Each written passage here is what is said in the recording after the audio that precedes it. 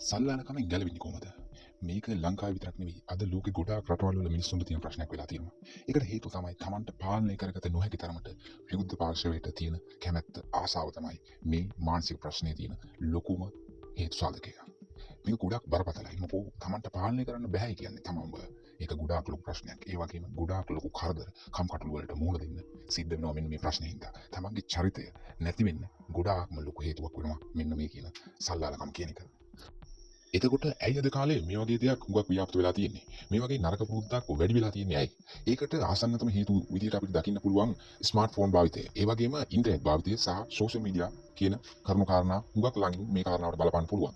ඒකට හේතුව තමයි මේ කියන ඉන්ටර්නෙට් සහ සෝෂල් මීඩියා භාවිතය පොඩි කාලේ ඉඳන් වර්ධනය වෙලා ඇවිල්ලා Tamanට තියෙන ඉවසීම කියන එක හුඟක් මිනිස්සුන්ගේ අඩු වෙලා තියෙනවා. මොකද මේ හැම දෙයක්ම මේ නරක පුරුදු හැම දෙයක්ම වළක්ව ගන්න ඒ වගේම ඒවා ක්‍රියාත්මක නොවී ඉන්න බලපාන ප්‍රධානම හේතුව තමයි ඉවසීම කියන එක. එතකොට මේ ඊටා වේගවත් ලෝකයේ මිනිසා ටිකෙන් ටික මේ කියන ඉවසීම කියන හොඳ සංකල්පයෙන් ඈත් වෙලා තියෙනවා. අන්න ඒක හුඟක් ලොකු හේතුවක් විදිහට දකින්න පුළුවන්. මෙන්න මේ කියන කාරණාව වැඩි වෙලා ව්‍යාප්ත වෙලා යන්නේ.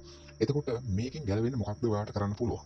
පළවෙනි කාරණාව තමයි මේ ෆාස්ට් පේස්. එහෙම නැත්නම් මේ වේගවත් ලෝකයෙන් තියෙන ලෝකෙට ඇබ්බැහි වෙලා තියෙන ගතිය අඩු කරගන්න ඕන. එතකොට මේ ඉවසීම කියන එක නැවතෙනවා.